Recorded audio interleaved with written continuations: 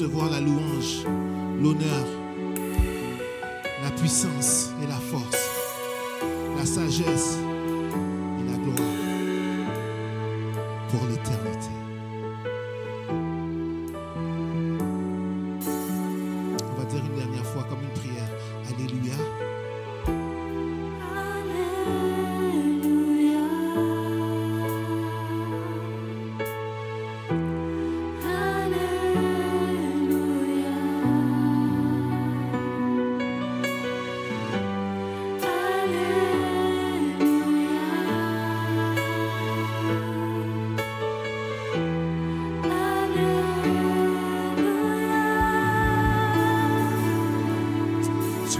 Sois élevé, sois magnifié, Seigneur, dès à présent et pour l'éternité.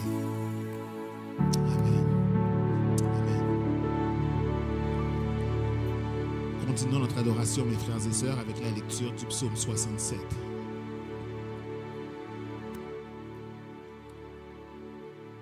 Psaume 67.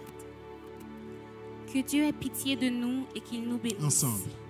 Qu'il fasse luire sur nous sa face, afin que l'on connaisse sur la terre ta voie et parmi toutes les nations ton salut. Les peuples te louent, ô Dieu, tous les peuples te louent.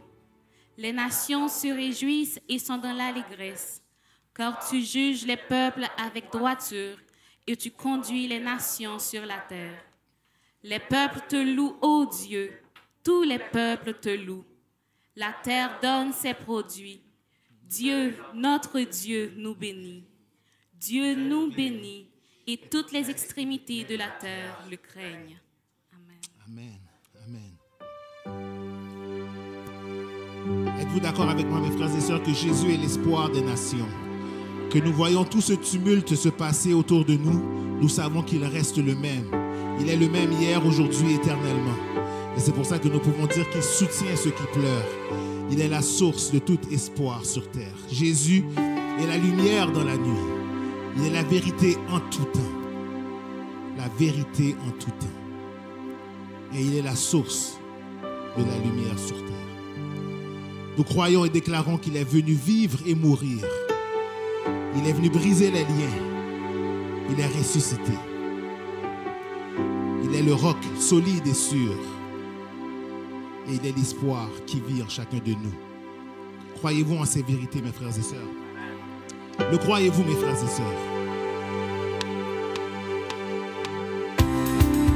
Vous tapez les mains.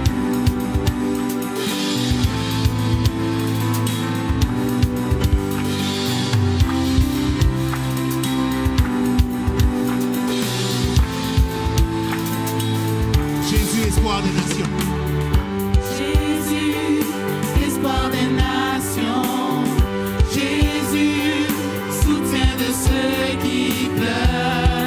Source. Tu es la source de tout espoir sur terre. Jésus, lumière dans la nuit. Jésus, lumière dans la nuit. Jésus, vérité en tout temps. Tu es la source. Tu es la source de la lumière sur terre. Tu es venu, Seigneur. Tu es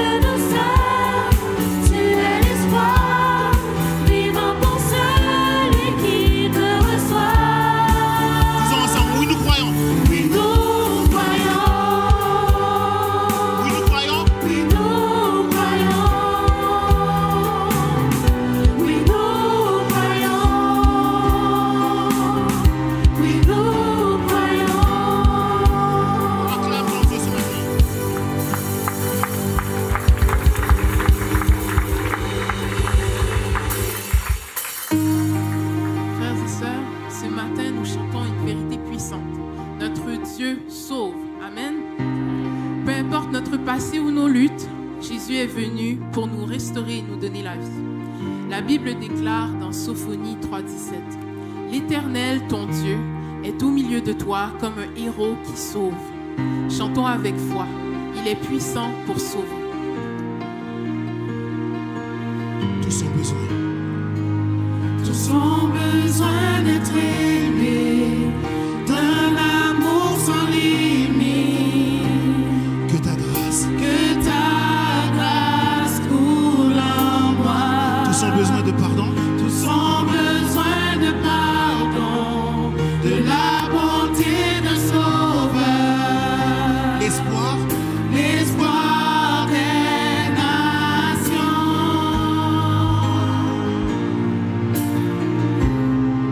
ensemble. Sauveur. Sauveur, il déplace les montagnes. Mon Dieu sauve avec puissance. Il sauve avec puissance. Pour toujours, créateur du salut. Jésus a vaincu la mort. Il a vaincu la mort.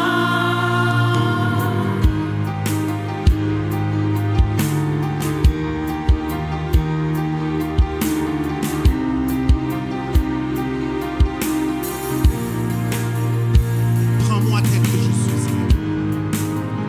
Prends-moi tel que je suis, Mes peurs, mes peurs et mes échecs. viens remplir ma vie. Viens remplir ma vie. Je donne ma vie. Je donne ma vie pour te suivre. Prends tout ce que je crois Et je me soumets. et je me soumets.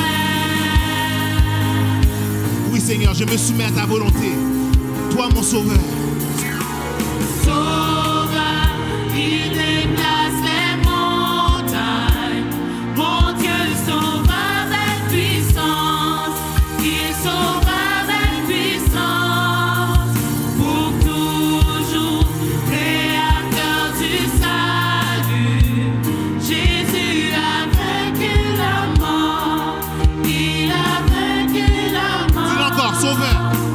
Sauveur, il déplace les montagnes. Mon Dieu sauve avec puissance. Il sauve avec puissance. Pour toujours, créateur du salut. Jésus a vaincu la mort. Il a vaincu la mort. Resplendis, Seigneur. Resplendis-vous que le monde voit. Nous chantons pour la gloire du roi ressuscité. Jésus, resplendis-vous que le monde voit. Nous chantons pour la gloire du roi ressuscité. Resplendis, Seigneur. Resplendis-vous que le monde voit. Nous chantons pour la gloire du roi ressuscité. Jésus, resplendis-vous que le monde voit. Nous chantons pour la gloire du roi ressuscité. Jésus, sauveur. Sauveur, il déplace les montagnes. Mon Dieu sauve avec puissance. Il sauve avec puissance. Pour toujours, créateur du salut. Jésus a vaincu la mort. Il a vaincu la mort. Jésus a vaincu la mort. Il a vaincu la mort. Jésus a vaincu la mort. Il a vaincu la mort. Il a vaincu la mort. Rien n'est impossible. Rien n'est impossible à mon sauveur. Je dis bien, rien n'est impossible à mon sauveur. Et c'est la raison pour laquelle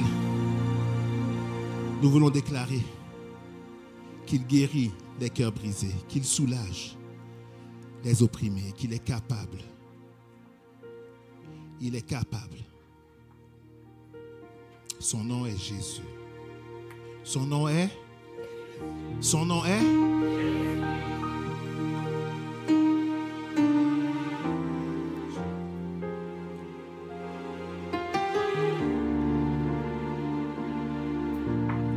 Préparez-vous à parler à votre Jésus, à lui présenter vos requêtes.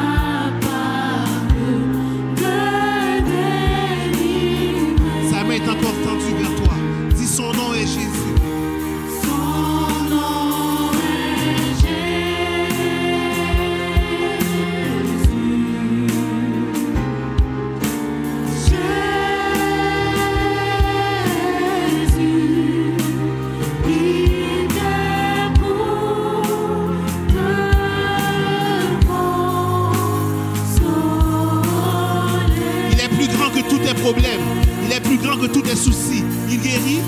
Il guérit les cœurs brisés, soulage les opprimés.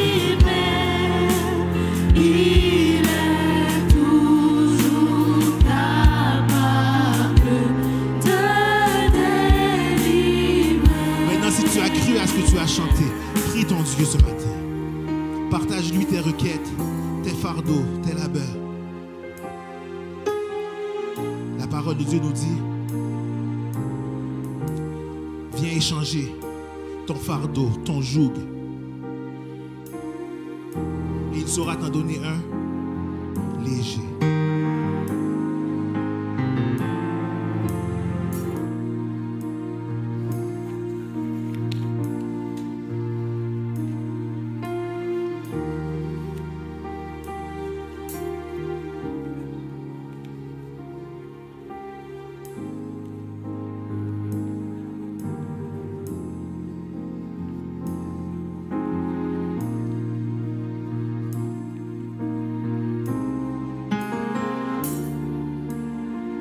Prie ton Dieu, ne sois pas gêné.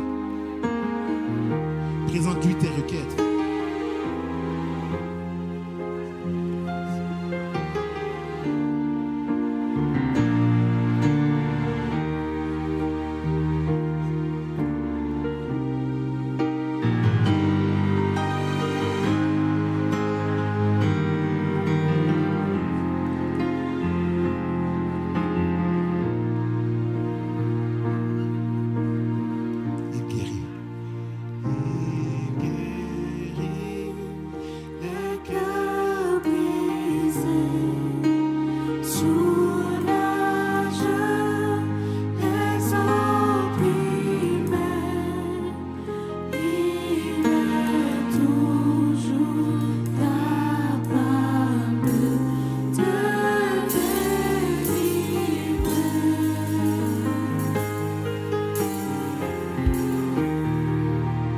Vous pouvez vous asseoir.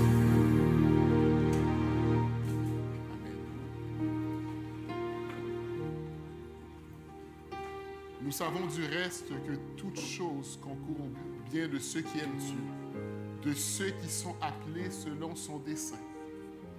Car ceux qu'il a connus d'avance, il les a aussi prédestinés à être semblables à l'image de son Fils, afin que son Fils fût le premier-né d'entre plusieurs frères. Et ceux qu'il a prédestinés, il les a aussi appelés. Et ceux qu'il a appelés, il les a aussi justifiés. Et ceux qu'il a justifiés, il les a aussi glorifiés. Prions le Seigneur. Père éternel, toi qui es Dieu, source de notre mouvement, de notre être, de notre affranchissement, de notre vie, de notre liberté, c'est toi qui soutiens l'univers, qui maintiens la création par ta puissance et qui dirige toutes choses selon ta sage et bienveillante volonté. Tu es maître et souverain sur chaque événement, orchestrant chaque détail sur la scène de notre existence. Toi qui vis dans l'éternité, tu ne vieillis pas, car tu n'es pas soumis au temps, ce temps que tu as toi-même créé. Tu existais bien avant les jours, les saisons, les calendriers. Tu étais là avant les anges, les archanges, les séraphins, avant qu'il y ait quiconque pour te reconnaître comme Dieu. Toi seul, tu es Dieu. Et en dehors de toi, il n'y en a point d'autre. Ayant reconnu les marques visibles de ta fidélité et de ta souveraineté durant la semaine qui vient de s'écouler, nous nous approchons de toi en ce moment d'intercession, dans un esprit de reconnaissance et un désir de renouveler notre dépendance envers toi. Avant toute chose, nous voulons reconnaître avec humilité que nous n'avons pas pleinement suivi tes commandements durant la semaine qui vient de s'écouler. Nous nous sommes écartés du chemin de la justice par nos pensées impures, nos paroles mal placées, nos actions égoïstes, nos attitudes rebelles envers toi. Nous avons souvent placé nos propres priorités au-dessus des tiennes. Nous avons gaspillé du temps. Nous n'avons pas recherché les choses d'en haut. Nous avons manqué de grâce envers ceux qui nous ont offensés, oubliant que tu nous appelles à pardonner comme nous-mêmes avons été pardonnés. Seigneur, rends-nous sensibles à ta sainteté et à la grandeur du prix payé à la croix pour nos péchés. Fais grandir en nous une sainte crainte de toi et une véritable conscience de la gravité de nos péchés. Par ton esprit, produis en nous le vouloir et le faire selon ton bon plaisir. Donne-nous la force de prendre les mesures nécessaires pour vivre selon l'esprit et renoncer à toute forme d'indépendance et d'autosuffisance devant toi. Nous nous confions à ta miséricorde et nous revenons à toi de tout notre cœur. La saison estivale bat son plein. Barbecue, sortie à la plage, voyage à l'extérieur du pays ou hors de la province. Pour d'autres, travail d'été ou simplement repos à la maison. Seigneur, nous sommes reconnaissants du fait que tu nous donnes la capacité de nous ressourcer et de jouir de ta création. Nous prions pour que tu nous donnes la grâce de profiter de ce temps pour approfondir notre intimité avec toi par des temps de prière et de la lecture efficace de ta parole. Préserve-nous de tout accident ou de tout naufrage par rapport à la foi. Que notre lumière brille parmi les hommes dans ce temps de réjouissance. Au même moment où plusieurs se réjouissent, d'autres souffrent dans leur corps, dans leur esprit. Toutefois, nous sommes reconnaissants pour ceux que tu as préservés ou d'accidents. Nous prions pour que ta guérison se manifeste dans le corps de ceux qui sont atteints de maladies ou qui sont en convalescence. Soulage ceux qui souffrent de douleurs chroniques. Donne la paix à qui attendent une intervention chirurgicale ou le résultat d'un médecin. Renouvelle les forces de ceux qui sont fatigués et chargés et donne-leur du repos. Donne-leur la sagesse. Donne-nous de la sagesse pour bien gérer notre santé avec une bonne hygiène de vie. Rends ton peuple capable de pleurer avec ceux qui pleurent et être dans la joie avec ceux qui sont dans la joie. Nous sommes reconnaissants en ce moment, car tu déclares que tu nous as connus d'avance. Tu nous as prédestinés à être semblables à l'image de ton Fils, Jésus-Christ. Merci de la grâce que tu nous donnes de collaborer à ton œuvre salvatrice sur la terre. Bannis en nous tout esprit d'indifférence, de condamnation, de timidité. Remplis-nous de force, d'amour et de sagesse pour que nous puissions parler de toi avec assurance. Mets en nous un fardeau pour les âmes qui se perdent. Par ton esprit, inspire-nous à prendre des initiatives intentionnelles pour témoigner et présenter l'Évangile. Que ton esprit nous rend attrayants envers ceux que tu as appelés d'avance, mais qui ne se sont pas encore manifestés. Seigneur, nous ne voulons en aucun cas oublier nos frères et sœurs qui souffrent à cause de leur foi. Nous portons dans nos cœurs les chrétiens de la Corée du Nord, d'Afghanistan, de Somalie, de Chine, de Syrie et tant d'autres pays où il est extrêmement difficile de suivre Jésus ouvertement. Nous te rendons grâce pour leur fidélité, pour la force que tu leur donnes et leur témoignage silencieux mais puissant, souvent au prix de leur liberté et même voire de leur vie. Seigneur, fortifie nos frères et sœurs qui vivent dans leur foi dans des conditions hostiles. Soutiens-les par ton esprit et entoure-les de ta paix surnaturelle. Accorde-leur la grâce de garder la parole de la persévérance et de demeurer ferme dans l'espérance malgré la souffrance. Que les oppresseurs abandonnent leur voie mauvaise et soient touchés par ton amour et ta vérité. Seigneur, convainc les cœurs des autorités. Inspire-leur des décisions empreintes de justice afin que ton peuple puisse vivre dans la tranquillité, dans la liberté et dans la piété. Père éternel, nous voulons aussi remettre nos ressources, les ressources que nous recevons, Seigneur, de cette assemblée, Seigneur, si généreuse. Seigneur, nous te demandons pour ceux qui vont le recevoir, que tu puisses nous donner que tu puisses nous donner la sagesse de bien gérer ces ressources pour ta gloire et ton honneur. Père, reçois cette prière, que les paroles de nos bouches, et reçois aussi le sentiment de nos cœurs. C'est par le nom de ton Fils Jésus que nous t'avons prié. Amen.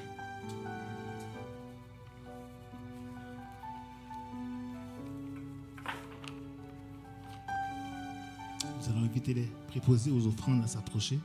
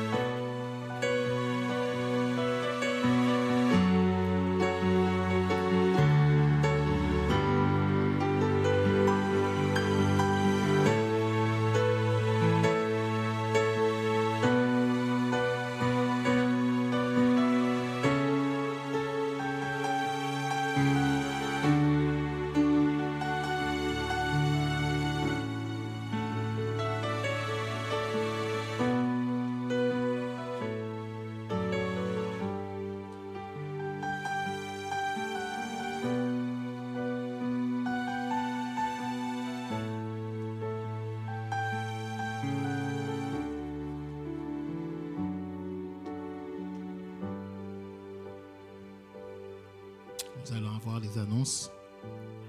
pour ce dimanche 20 juillet.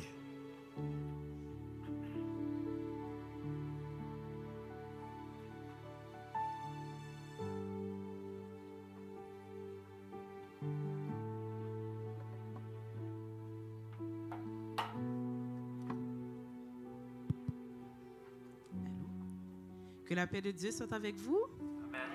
Amen, amen, amen. Bienvenue à notre église ce matin. Alors, nous souhaitons une bienvenue à tous ceux et celles qui nous visitent pour la première, deuxième et troisième fois. Est-ce que nous avons des visiteurs parmi nous? Ne vous gênez pas, nous vous prions de vous lever. On veut vous saluer chaleureusement. Bienvenue, merci. Wow, bienvenue, bienvenue. Ceux qui sont à côté d'eux, donnez-leur une bonne poignée de main, s'il vous plaît, pour leur souhaiter la bienvenue. Merci. Sentez-vous à l'aise de revenir. À toutes les fois, nous sommes une grande famille et vous êtes la bienvenue parmi nous. Merci. Est-ce que nous avons des anniversaires? Des gens qui célèbrent leur anniversaire de mariage, de naissance, de conversion. Ah, amen, amen. Joyeux anniversaire, mon frère. Est-ce qu'il y a d'autres personnes? Pardon? Wow, wow. Joyeux anniversaire. Que Dieu continue de vous bénir.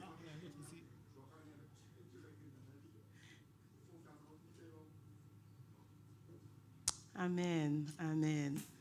Que Dieu continue de déverser sur lui sa bénédiction et sa grâce. Amen.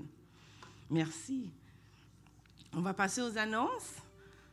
Aujourd'hui, le 20 juillet 2025, comme vous le savez, la pouponnière est ouverte pour les parents qui veulent envoyer leurs enfants. Mais on vous demande d'accompagner les enfants parce qu'il n'y a pas personne qui reste, mais vous devez rester avec les enfants et aussi, vous pouvez assister au culte qui va être diffusé sur l'écran. Et l'école du dimanche, vous le savez, est fermée. On reprend au mois de septembre. Nous avons notre temps de prière au téléphone tous les mardis à 11h. Alors, nous vous invitons, tous ceux et celles qui sont disponibles, de connecter. L'information est à l'écran et le code pour que vous puissiez rentrer également. L'étude biblique prend une pause aussi pour la période estivale et on va reprendre en temps et lieu au mois de septembre. Toutefois, tous les dimanches matins, de 7h à 7h30, nous avons un temps de prière au téléphone. Et ce temps de prière a comme objectif intercession pour le culte d'adoration, l'intercession pour la direction, les provisions et les décisions liées à la croissance numérique des MEBO.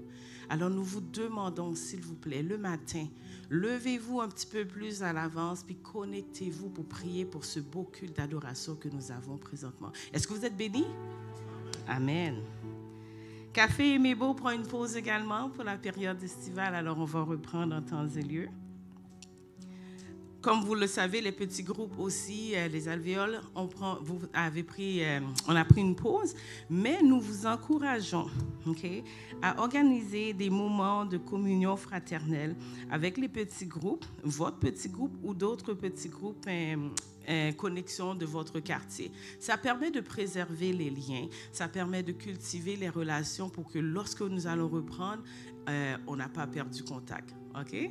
Alors, on vous encourage. Et aussi, ça permet à vos enfants de continuer à se voir et de passer du temps ensemble. L'Association des chrétiens évangéliques d'Ottawa organise leur 18e grande croisade évangélique annuelle. Le thème cette année est tiré de 2 Pierre 3, verset 9, une promesse certaine.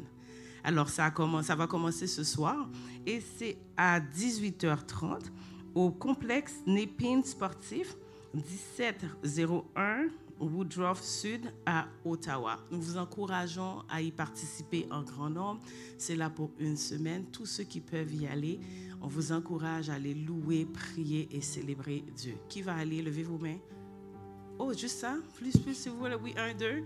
Alors, on vous encourage à aller célébrer le Seigneur. Merci beaucoup. Bon culte d'adoration et que Dieu vous bénisse.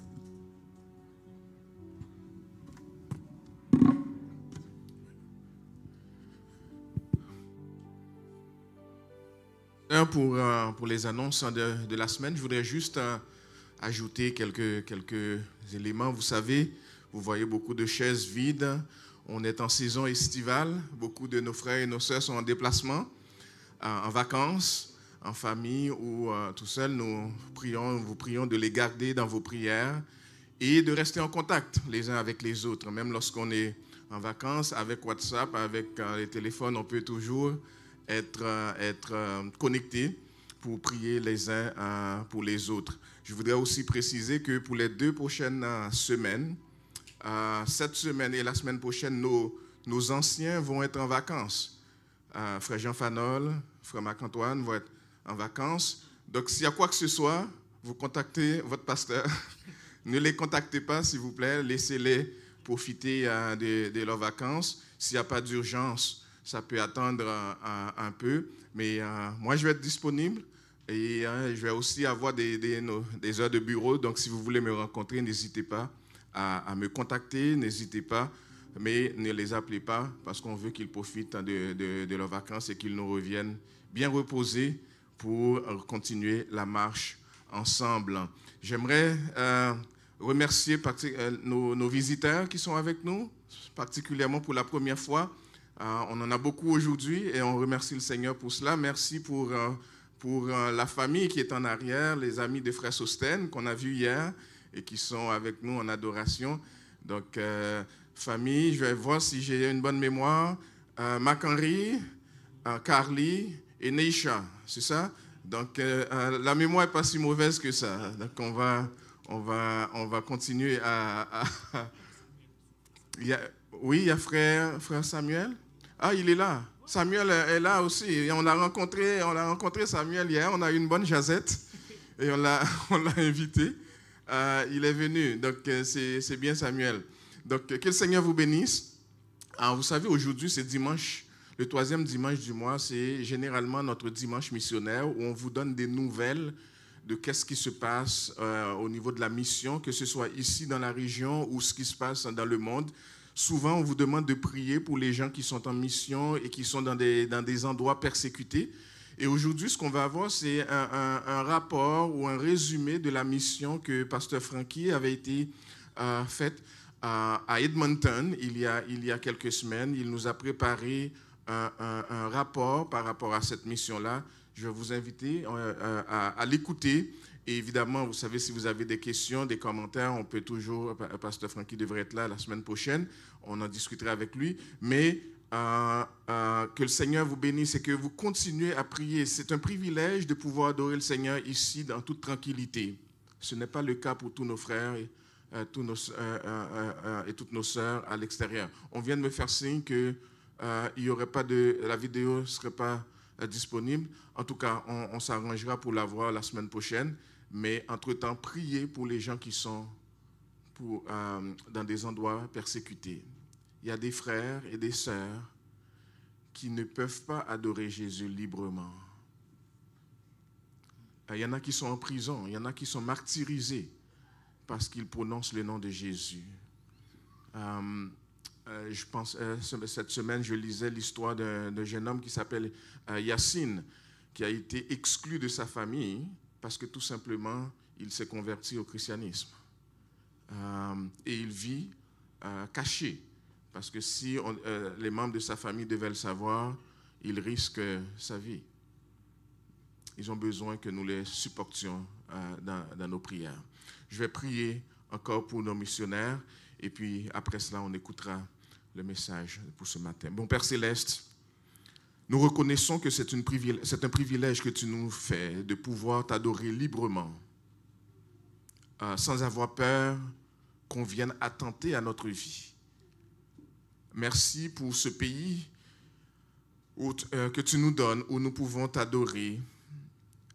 Ce pays est loin d'être parfait, mais nous avons encore, jusqu'à cet instant, le privilège de pouvoir chanter Jésus-Christ, louer Jésus, élever les mains et l'adorer, que ce soit dans un lieu public comme ici, que ce soit dans nos maisons, que ce soit, Seigneur, ailleurs.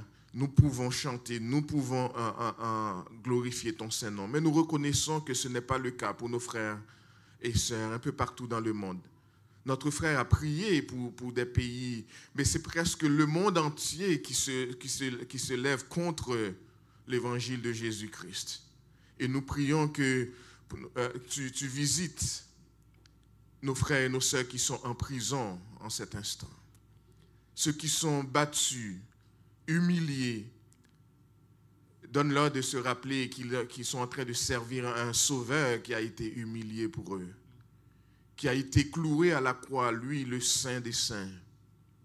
Donne-leur, Seigneur, de retrouver la force qui se trouve seule en Jésus-Christ seul et de pouvoir continuer à leur marche avec toi, malgré les persécutions, malgré les humiliations, malgré les abandons, malgré les pertes. Donne-leur de se rappeler qu'ils ont tout pleinement en Christ. Et même s'ils devaient perdre tout ce qu'ils ont dans ce monde, le fait d'avoir un Jésus, de se rappeler qu'ils ont ce qui est de plus précieux. Merci, Père, de veiller sur leur vie. Et fais grâce que même ceux qui les persécutent aujourd'hui se tournent vers toi, qu'ils se convertissent et qu'ils viennent à faire à la manière de Saul qui est passé de blasphémateur, de persécuteur à défenseur de l'Évangile. Mais rends-nous sensibles à leur situation pour que nous les supportions dans nos prières, que nous les supportions avec nos moyens financiers, que nous les supportions par des lettres, des notes que nous les envoyons pour les encourager à garder la foi malgré ces temps difficiles. Nous prions que tu bénisses la prédication de ta parole ce matin et notre frère qui va nous parler. Que tu lui donnes l'onction de ton Saint-Esprit pour nous parler avec la grâce qui vient de toi. Et donne-nous un esprit pour t'écouter, nous parler ce matin. Et faire au-delà de ce que nous pouvons demander ou même penser. Parce que nous avons osé te prier dans le précieux nom de Jésus, notre bien-aimé Sauveur et Seigneur, qui vit dans l'unité avec toi et avec le Saint-Esprit, au siècle des siècles. Amen. Amen.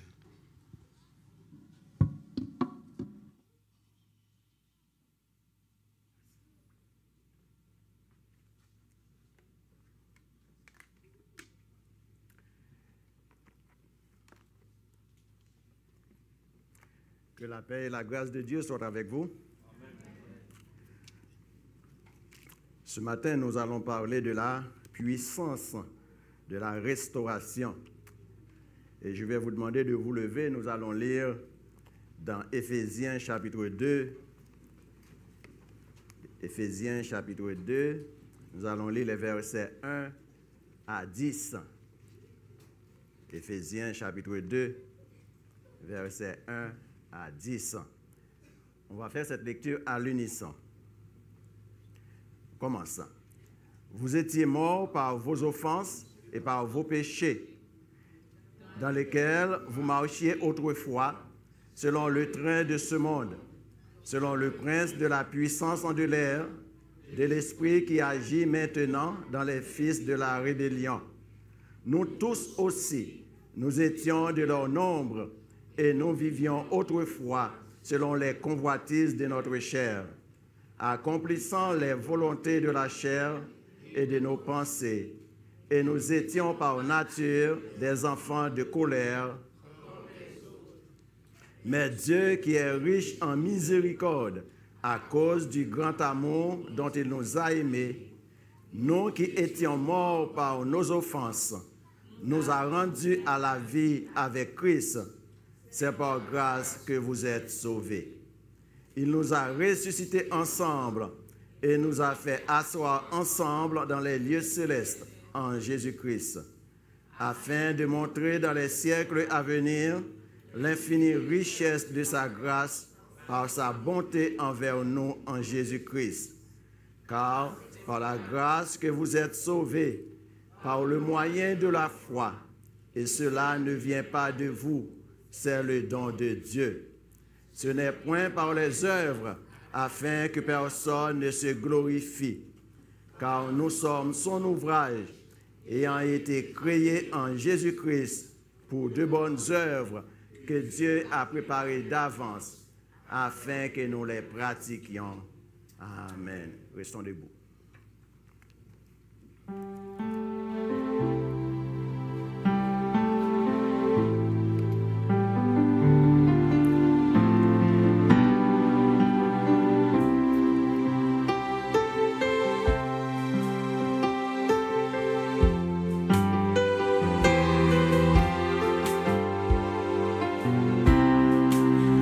Jésus seul est mon espoir.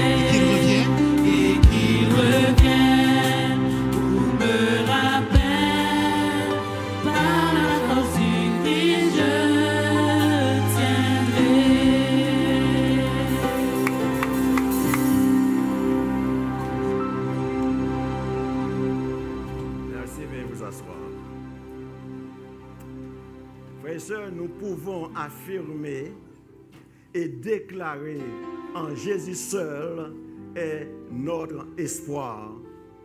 Lorsque nous prenons conscience que nous sommes sauvés et rendus vivants par pure grâce, par le moyen de la foi en Jésus et non les résultats de nos mérites ou nos œuvres.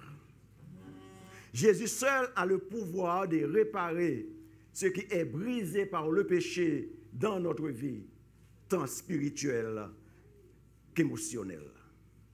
Jésus déclare en Jean chapitre 5, le verset 24, « En vérité, je vous le dis, celui qui écoute ma parole et qui croit à celui qui m'a envoyé à la vie éternelle.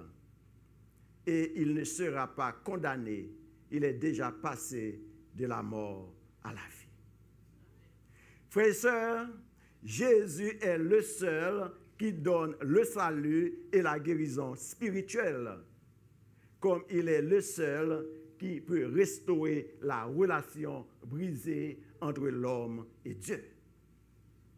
Dans le message de ce matin, nous allons développer les points suivants. D'abord, l'humanité sans Christ. Deuxièmement, l'humanité en Christ. Et troisième point, les œuvres qui découlent de la vie en Christ. Voyons le premier point, l'humanité sans Christ, selon les versets 1 à 3. L'humanité sans Christ. La Bible affirme en Colossiens chapitre 1, le verset 13, « Les croyants sont délivrés de la puissance des ténèbres Cela veut dire, si on n'est pas en Christ, on est sous la domination du prince de ce monde, qui est Satan, le diable. Dans les versets 1 à 3, l'apôtre Paul fait une description de la vie humaine sans Christ. Physiquement, l'homme sans Christ est vivant, mais il est dans un état moribond à cause du péché, à cause de la désobéissance et de la transgression de la loi divine. Autrement dit, tous ceux qui n'ont pas placé leur foi en Jésus sont déclarés morts spirituellement. L'expression « vous étiez morts » signifie que nous étions séparés de Dieu. Nous étions sous la colère de Dieu. L'homme sans Christ est juridiquement devant Dieu coupable de mort. C'était notre statut juridique devant Dieu. Être sans Christ, c'est d'être privé des alliances de la promesse et des révélations de Dieu. Nous étions sans espérance et sans communion avec Dieu le Créateur. L'homme sans Christ vit dans les ténèbres, c'est-à-dire dans l'ignorance spirituelle et l'absence de sens spirituel et moral. Jésus a dit dans son discours sur sa mission divine, en Jean chapitre 8, le verset 12, « Moi, je suis la lumière du monde. Celui qui me suit ne marchera pas dans les ténèbres, mais il aura la lumière de la vie. » Dieu nous a appelés des ténèbres à la lumière et à la vie. Chez le prophète Ésaïe, l'image de lumière se rapporte au salut.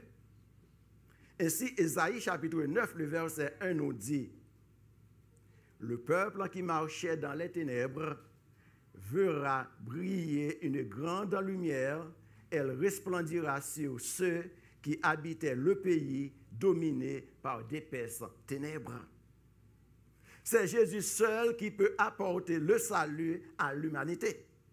Car en suivant Jésus, on évite les ténèbres du péché. De ce fait, la lumière, le bonheur, la paix que le monde cherche ne se trouvent qu'en Jésus seul.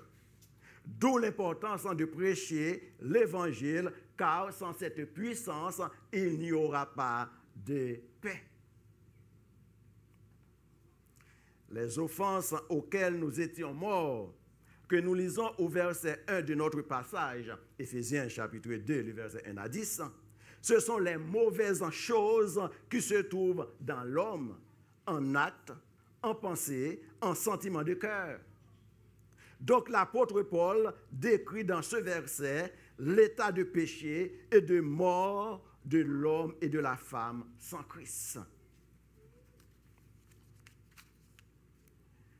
Quant à l'expression « vous marchiez autrefois selon le train de ce monde » que nous trouvons au verset 2, elle signifie que nous marchions autrefois selon Satan, selon le bon plaisir du diable, en désobéissance à Dieu.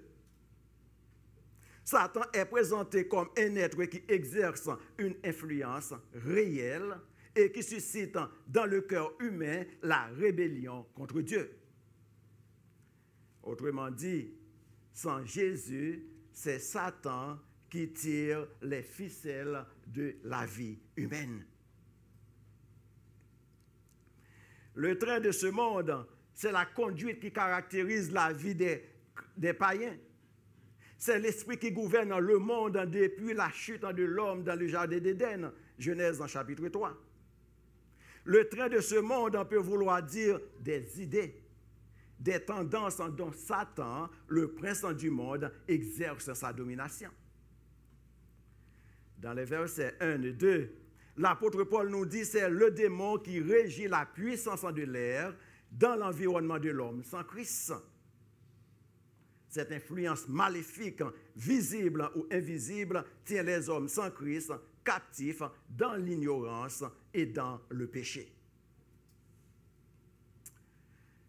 Bien-aimés, Satan, le diable, a incité les hommes à faire des mauvais choix, tels que la révolte, la désobéissance à Dieu, au point qu'ils ne font qu'attirer et subir la colère de Dieu sur eux. Satan, le diable, rend les hommes sans Christ aveugles, au point qu'ils s'adonnent à des choses qui font leur honte, des choses immorales et mauvaises, des paroles grossières sans qu'il en soit conscient. Ainsi, il se donne à cœur joie sur des choses pour lesquelles il devrait pleurer de l'avoir faites.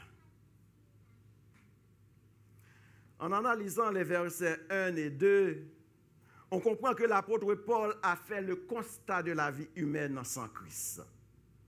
Paul a conclu, la vie humaine sans Christ est placée sous l'influence pernicieuse des puissances du démon.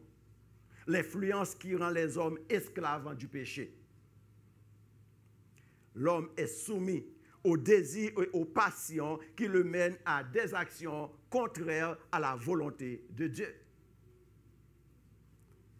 Au verset 3, l'apôtre Paul nous dit, nous étions tous morts. Cela voudrait dire qu'il n'y avait aucun signe de vie orientée vers Dieu. On ne voyait que des signes évidents de la mort spirituelle, tels que l'immoralité sexuelle, la déviance sur tous les points, l'idolâtrie, la désobéissance, l'insoumission, la méchanceté, la guerre, etc. L'esprit rebelle maintient les hommes aveugles dans une position à ne pas vouloir se soumettre à Dieu et de suivre ses commandements. Nous étions tous morts. Nous étions tous par nature des enfants de colère, c'est-à-dire des enfants dignes de la colère de Dieu, du fait que nous marchions selon nos convoitises. En résumé, les 3 premiers versets dépeillent notre tragique condition avant d'être en Christ.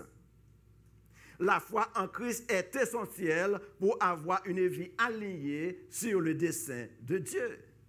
Car vivre sans Christ, c'est se priver de la source de la vie. L'humanité sans Christ est naturellement rebelle. Ainsi, les enfants sont rebelles à leurs parents. Les citoyens sont rebelles aux autorités. Les dirigeants sont rebelles aux lois établies. Donc, il fallait que Jésus vienne pour restaurer l'homme et lui donner la vie avec une nouvelle identité en Jésus. Car le premier besoin de l'homme, c'est la vie. Et cette vie doit prendre sa source en la personne de Jésus, qui a été mort et ressuscité par la puissance du Saint-Esprit. Romains chapitre 8, le verset 11. Ainsi, le Seigneur Jésus a répondu à une question de Thomas en Jean chapitre 14, le verset 6, en disant, « Je suis le chemin, la vérité et la vie. Nul ne vient au Père que par moi. » Cela veut dire qu'il n'y a pas de salut en dehors de Christ. Le plan de Dieu visant à racheter l'humanité du péché et de ses conséquences s'est fait uniquement par le sacrifice de Jésus sur la croix. Faisons une première application. Frères et sœurs, si nous sommes conscients sans Christ, si nous sommes conscients que l'homme sans Christ est sous l'emprise de Satan, il faut annoncer qu'il y a un moyen de s'en sortir. L'état actuel du monde peut être changé par la puissance et l'œuvre de Jésus à la croix. C'est la mission de chaque chrétien d'annoncer au monde qu'il y a une alternative à la mort spirituelle. La restauration que Jésus donne est la seule alternative à la mort spirituelle qui sépare l'homme de son Dieu. Malheureusement, dans bien des cas, nous sommes dirigés par des leaders politiques qui sont morts spirituellement. De fait, ils nous exposent au danger par leur arrogance, leur dominance, leur hostilité, leur caractère narcissique et leur comportement tyrannique. Heureusement, Dieu a le pouvoir de transformer le caractère de ces hommes. Grâce à l'œuvre de Christ, par la puissance de l'Esprit, ces hommes peuvent se libérer de leur ancienne personnalité pour revêtir la personnalité nouvelle en Jésus. Tel que nous dit Éphésiens chapitre 4, le verset 22 à 24. Donc toi qui n'as pas encore reçu Jésus dans ta vie, spirituellement, tu es mort. Tu as besoin de te repentir de tes péchés. Tu as besoin de donner ta vie à Jésus pour que tu viennes à la vie. L'identité permanente que tu cherches ne se trouve qu'en Jésus. C'est en Jésus seul que tu peux trouver cette identité que tu cherches. Nous venons de voir la vie sans Christ. Voyons maintenant l'humanité en Christ. Il y a une différence entre l'humanité sans Christ et l'humanité en Christ. Verset 4 à 8. La phrase « Mais Dieu qui est riche en miséricorde à cause du grand amour dont il nous a aimés » signifie Dieu utilise sa bonté et son amour malgré la terrible description de l'homme que nous avons vu au verset 1 à verset 3. Selon la description faite dans ces 3 versets, il n'y a aucune raison pour laquelle Dieu devait utiliser sa bonté et son amour pour nous racheter. Nous n'étions pas aimables, mais Dieu nous a aimés malgré tout. Dieu ne nous a pas rendus aimables avant de nous aimer. Il nous a aimés malgré nos imperfections, malgré nos erreurs. C'est un amour qui n'a pas d'autre raison que l'amour inconditionnel. Il s'agit de la grâce de Dieu. Frères et sœurs, nous sommes des bénéficiaires de la grâce de Dieu, des bénéficiaires du caractère miséricordieux de Dieu. Dans ce verset 4, Paul souligne la miséricorde de Dieu et son amour envers les rachetés. Dieu a envoyé son Fils en Jésus restaurer l'homme déchu et désobéissant. Le grand amour de Dieu a manifesté contre la misère dans laquelle nous étions, afin de nous donner une nouvelle position en Christ.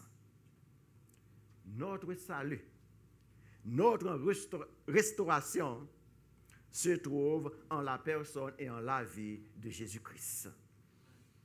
Il faut être ému devant l'immensité d'une telle grâce.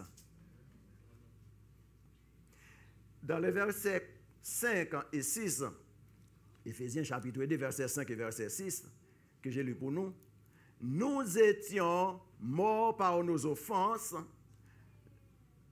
nous qui étions morts par nos offenses, nous a rendus à la vie avec Christ. C'est par la grâce que vous êtes sauvés. Il nous a ressuscités ensemble et nous a fait asseoir ensemble dans les lieux célestes en Jésus-Christ.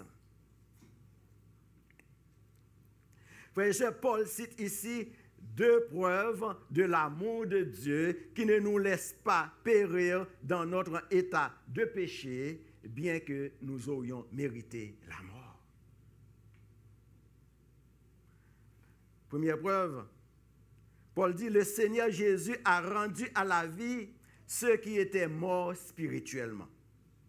Autrefois, nous étions spirituellement morts dans nos péchés, mais Dieu nous a rendus vivants avec Christ. L'apôtre nous dit que c'est par la grâce que nous sommes sauvés de la colère de Dieu. Nous pouvons affirmer que nous avons une nouvelle position en Christ. Et cette nouvelle position nous a fait revivre les uns avec les autres. Elle nous a ressuscités ensemble. Elle nous a fait asseoir ensemble. Frères et sœurs, pour bénéficier pleinement de cette vie commune en Christ, il ne faut pas qu'il y ait de la division et de compétition entre nous. Cette position en Christ en demande l'humilité, la sagesse, une attitude d'ouverture et de réceptivité. Parce que notre position est la même que celle du Christ par notre position, par notre union avec lui. Deuxième preuve de l'amour que nous voyons dans ces deux versets, verset 5 et verset 6, Dieu nous a fait asseoir ensemble dans les lieux célestes, en Jésus-Christ. Il s'agit d'une position de victoire et d'autorité sur le péché. C'est la puissance de la restauration qui ramène le croyant à cette position, à cette relation avec Dieu. Le nouveau statut en Christ permet aux croyants de s'unir à Christ. La nouvelle vie en Christ permet de voir les choses différemment.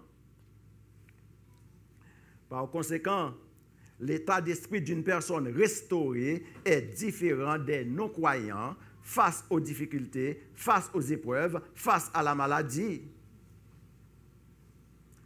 Car nous sommes des citoyens du ciel tout en étant sur la terre. Et Paul nous dit en Philippiens chapitre 3, le verset 20, Philippiens chapitre 3, verset 20 que j'ai lu pour nous, « Mais notre cité à nous est dans les cieux, d'où nous attendons aussi comme sauveur le Seigneur Jésus-Christ. » Les versets 5 et verset 6 confirment que Dieu ne nous a pas seulement sauvés de la mort spirituelle, mais il nous a aussi élevés à une position de gloire en Jésus-Christ. Nous avons accès à Dieu et nous participons à son règne. Il nous fait asseoir ensemble dans les lieux célestes. Dieu nous réserve une place dans son royaume. Il a envoyé son Fils en Jésus mourir pour nous afin de nous assurer cette place. Bien-aimés, nous qui sommes en Christ, même la mort n'a pas le dernier mot sur nous. Si le monde croit que la mort est plus forte, nous venons vous rappeler ce matin, c'est la puissance de la restauration qui est plus forte. Car nous lisons en Romains chapitre 8, verset 11, « Et si l'esprit de celui qui a ressuscité Jésus habite en vous, celui qui a ressuscité Christ rendra aussi la vie à votre corps mortel par son esprit qui habite en vous. » Donc, la mort n'a pas le dernier mot sur les croyants.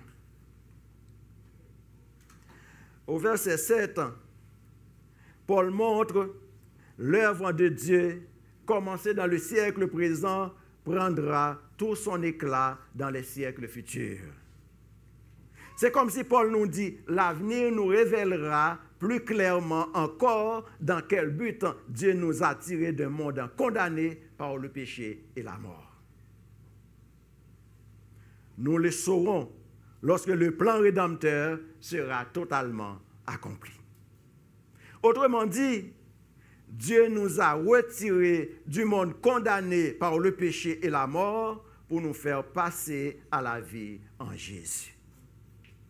Nous serons assis dans la présence du Tout-Puissant. Il n'y a pas de meilleure place que d'être en sa présence. Il n'y a pas de meilleure place que d'être dans la présence de Dieu. Cependant, pour demeurer dans la présence de Dieu, il faut cultiver une relation personnelle avec lui. Et il est essentiel de vivre en communion les uns avec les autres. Nous reprenons. Pour demeurer dans la présence de Dieu, il faut cultiver une relation personnelle avec lui et il est essentiel de vivre en communion les uns avec les autres. L'apôtre a aussi dit, toujours dans le verset 6, verset 5 et verset 6, l'infini, verset 7 de préférence, l'infinie richesse de sa grâce par sa bonté envers nous en Jésus-Christ. L'apôtre Paul est en train de nous rappeler que nous étions éloignés de Dieu. Nous sommes maintenant réconciliés avec lui et nous serons avec lui dans le ciel grâce au sacrifice de Jésus. L'apôtre affirme au verset 8, « Car c'est par la grâce que vous êtes sauvés, par le moyen de la foi. Nous n'avons rien fait pour mériter une telle faveur.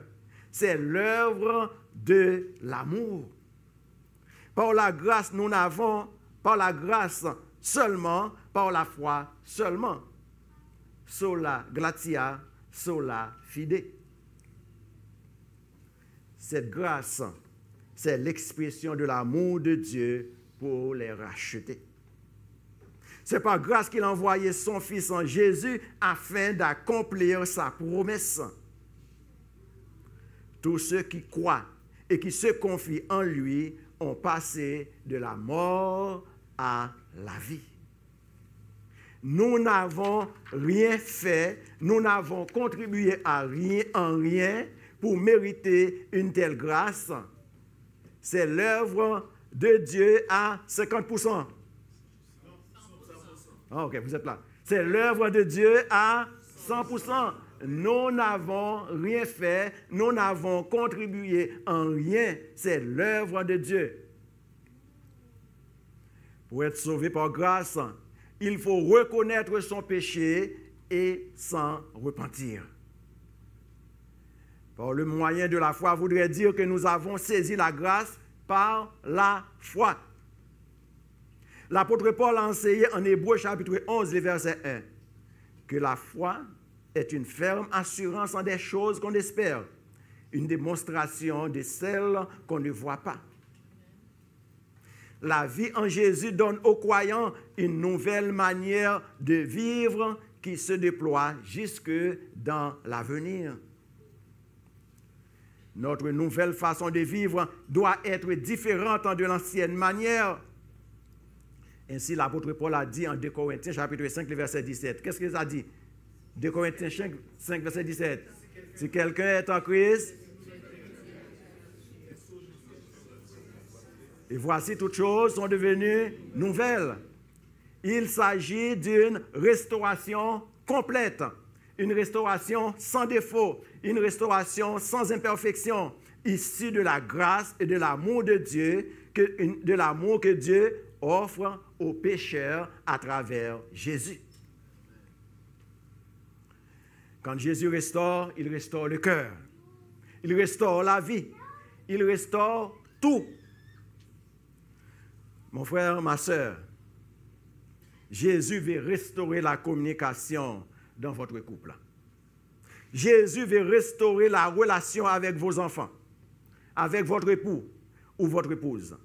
Jésus veut restaurer votre cœur brisé et abattu par les déceptions. Si votre pensée n'est pas saine, Jésus veut la restaurer. Jésus veut restaurer la paix et la joie que vous avez perdues. La parole de Dieu nous dit en Romains chapitre 15, le verset 13, que le Dieu de l'espérance vous remplisse de toute joie et de toute paix dans la foi, pour que vous abondiez en espérance par la puissance du Saint-Esprit. Donc, Jésus est capable de restaurer votre vie entière. Faisons une deuxième application. Frères et sœurs, il y a des attitudes qui justifient qu'on est restauré. Il est vrai que des tensions peuvent exister et cela peut se manifester de différentes manières. Mais il est de notre responsabilité de surveiller les uns sur les autres et de prendre soin les uns des autres. Une personne née de nouveau ne doit pas être un obstacle à l'unité dans les couples, dans les familles et dans l'Église de Jésus-Christ. Nous devons veiller à notre santé spirituelle pour ne pas détruire le ministère de nos frères ou de nos sœurs par des commentaires négatifs, par des commérages ou en créant des relations toxiques. Si vous êtes sauvés par grâce, vous devez vivre par grâce qui vous libère de la dette du péché. La grâce qui vous demande d'abandonner l'impiété pour vivre dans la piété. Ainsi, quelqu'un qui est en Christ ne peut pas vivre dans le concubinage. Un chrétien ne peut pas croiser les gens. Un chrétien doit s'habiller décemment. Un chrétien ne doit pas regarder n'importe quoi. Certaines vidéos doivent être bannies. Les chrétiens doivent faire une bonne gestion des biens que Dieu vous confie. Il faut arrêter de gaspiller notre argent dans les jeux de hasard. Dans bien des cas, nous faisons l'outrage aux donateurs de la grâce en construisant des murs de séparation par des barrières idéologiques, alors que Dieu nous appelle à construire des ponts. La division est un mur que l'ennemi dresse, qui peut être surmonté en se rappelant notre identité en Christ, en s'appuyant sur sa puissance et en vivant selon ses enseignements. Refuser de s'asseoir avec un frère ou une sœur, refuser de dialoguer avec notre épouse ou notre époux pour régler un différend sont des murs de l'ennemi. Dans d'autres cas, nous élaborons nos propres lois, nos propres conditions pour suivre Jésus. En agissant ainsi, nous ouvrons la porte à nos propres souffrances, à notre propre souffrance. Nous nous punissons en portant les fardeaux pour lesquels Jésus a déjà payé. Voyons maintenant le troisième point. Les œuvres qui découlent de la vie en Christ. Les versets 9 et 10. Les œuvres qui découlent de la vie en Christ. L'apôtre a dit au verset 9, « Ce n'est point par les œuvres que nous sommes sauvés, afin que personne ne se glorifie. » Paul conclut, le salut n'est pas le résultat de nos œuvres. C'est parce que nous sommes sauvés que nous allons pour Dieu de bonnes œuvres. Il ne faut pas chercher le salut par les œuvres. Notre salut ne repose pas sur les dons que nous faisons, ni les services rendus. Le salut se repose sur Jésus par la foi. Nous nous approprions le salut uniquement par la foi en Jésus, celui qui restaure la vie par la puissance de sa résurrection. Le salut provient intégralement de la Trinité. L'apôtre Paul dit en 1 Corinthiens chapitre 1, le verset 29 à 31, « Afin que nulle chair ne se glorifie devant Dieu. Or, c'est par lui que vous êtes en Jésus-Christ, lequel, de par Dieu, a été fait pour nous sagesse, justice et sanctification et rédemption, afin, comme il est écrit, que celui qui se glorifie dans le Seigneur. »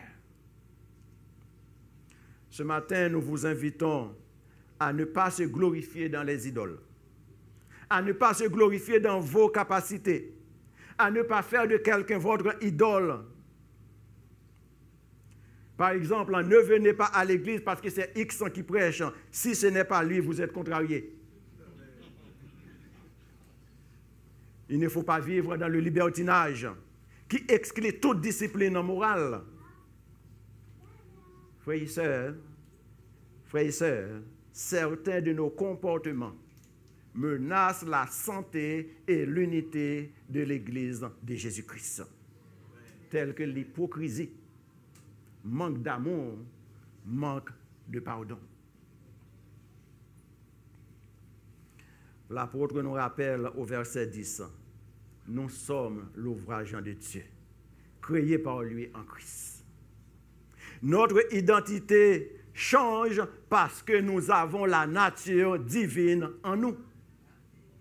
Nous ne sommes plus définis par nos erreurs ou nos circonstances. Nous avons maintenant une relation avec Dieu. Ainsi, nous ne sommes pas créés pour nous-mêmes, ni sauvés pour nous-mêmes. Dieu nous a sauvés pour le glorifier, pour le servir, pour montrer sa bonté au monde, une bonté qui ne dépend pas de nos actions. Nous avons une mission de proclamer l'Évangile, répandre la bonne nouvelle du salut en Jésus et faire des disciples.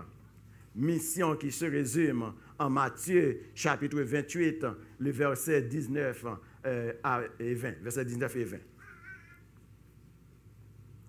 L'appel aux bonnes œuvres que nous voyons dans ce verset 10 est le résultat d'une vie transformée, d'une vie restaurée en Jésus. Puisqu'on est sauvé, alors on va produire de bonnes œuvres. Ainsi, l'apôtre Paul a dit en Tite, chapitre 2, le verset 14, qui s'est donné lui-même pour nous, afin de nous racheter de toute iniquité et de se faire un peuple lui appartienne, purifié par lui et zélé pour les bonnes œuvres. Et zélé pour les bonnes œuvres. Tite en chapitre 2, le verset 14. Nos œuvres sont inutiles sans Christ. Nos œuvres sont inutiles sans Christ. C'est Dieu à travers Jésus qui donne de la valeur à nos œuvres. Dieu nous façonne afin que nous soyons des outils précieux pour faire de bonnes œuvres. Tout le monde peut faire des dons. Tout le monde peut faire des œuvres. Mais zéler pour des bonnes œuvres est le résultat d'une vie transformée en Christ. Vous pouvez faire des dons. Vous pouvez faire des œuvres. Mais zéler pour des bonnes œuvres, c'est le résultat d'une vie transformée en Christ.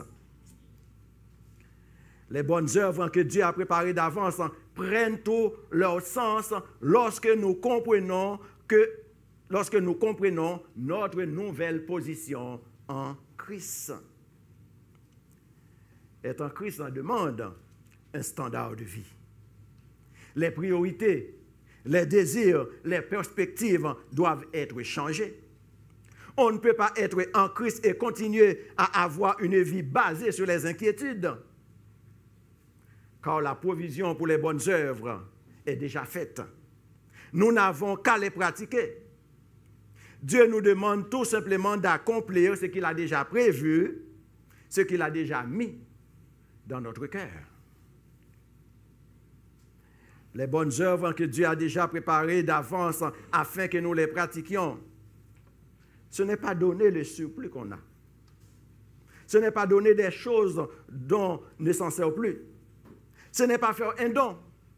Ce n'est pas donner un don pour payer moins de taxes. Ce n'est pas un moyen non plus de montrer au monde qu'on est généreux, ou bien qu'on est sympathique, ou bien qu'on aime partager. Ce n'est pas humilier les plus faibles avec un soi-disant aide. Croyez en Jésus pour de bonnes œuvres que Dieu a préparées d'avance, c'est témoigner le caractère et la bonté de Dieu qui se manifeste dans sa compassion, sa miséricorde et son amour. Créer pour de bonnes œuvres, c'est aussi changer d'attitude et de comportement. C'est un changement de style de vie. C'est de glorifier Dieu avec un cœur confiant. Créer pour de bonnes œuvres, c'est de nous associer à l'œuvre de Dieu. Ce n'est pas seulement écouter la parole de Dieu chaque dimanche sans la mettre en pratique. C'est de travailler ensemble pour sa gloire.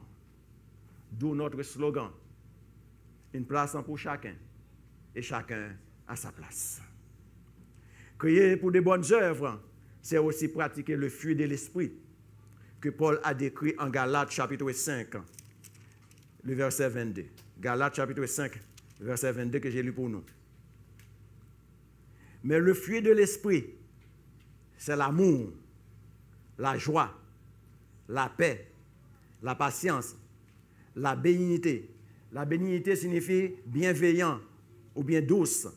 La fidélité, la douceur, la tempérance.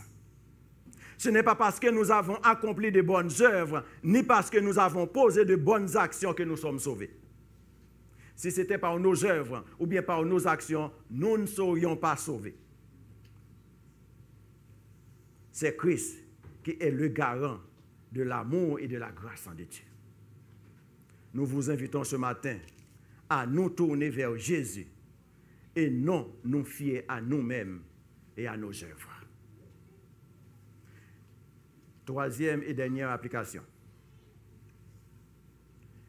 Si vous êtes une personne restaurée, votre manière de vivre doit être changée. Notre nouvelle identité en Christ nous impose à garder l'unité dans le corps, à pratiquer l'amour, la joie, la paix, la réconciliation, le pardon, la compassion, l'humilité, la reconnaissance, le respect, etc. Notre nouvelle position en Christ fait de nous des citoyens célestes. La restauration n'est pas fondée sur une vie impeccable. Elle est fondée sur la perfection de Jésus-Christ. C'est Christ qui est garant de notre avenir. Ce n'est pas les prophéties humaines, car elles sont sujettes à l'erreur. Reposez-vous de préférence sur les promesses de Dieu, qui sont fiables et immuables. Elles sont fondées sur la vérité et non sur les interprétations. Vous qui êtes en Christ, manifestez votre foi et servez avec amour en suivant l'exemple de Dieu notre Père. La Bible dit que votre lumière luise ainsi devant les hommes, afin qu'ils voient vos bonnes œuvres et qu'ils glorifient votre Père qui est dans les cieux. Matthieu chapitre 5, le verset 16. Quant à vous qui êtes sceptiques, ne quittez pas ce lieu si vous n'êtes pas convaincus que vous êtes restaurés en Jésus à travers la repentance et la foi.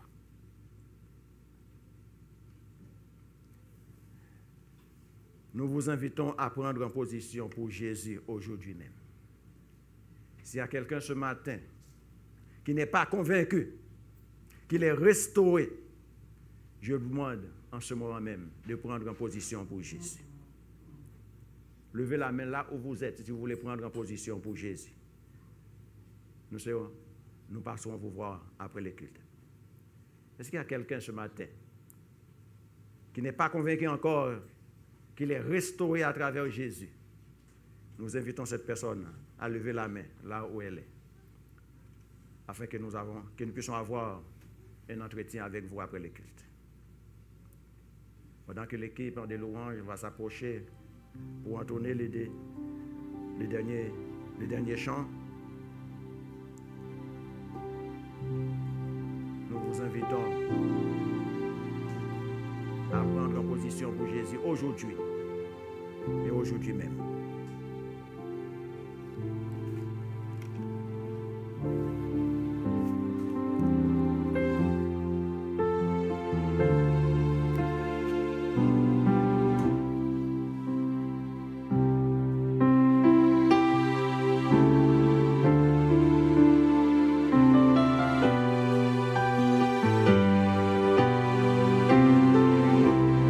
On peut se mettre debout.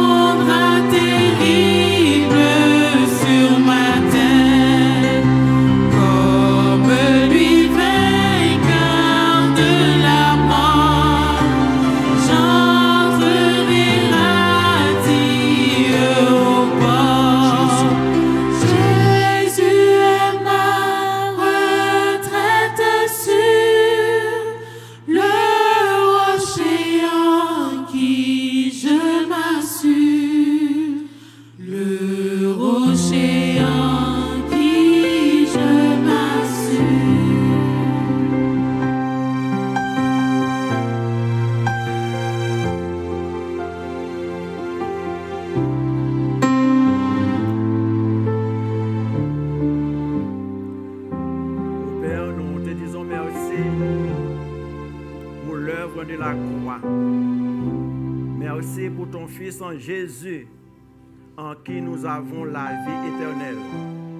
Nous qui étions morts, nous sommes rendus à la vie grâce à Jésus. Et nous prions pour ceux et celles qui n'ont pas encore reçu Jésus comme Sauveur et Seigneur de leur vie, puissent en profiter de cette occasion même aujourd'hui pour prendre la main tendue de Jésus.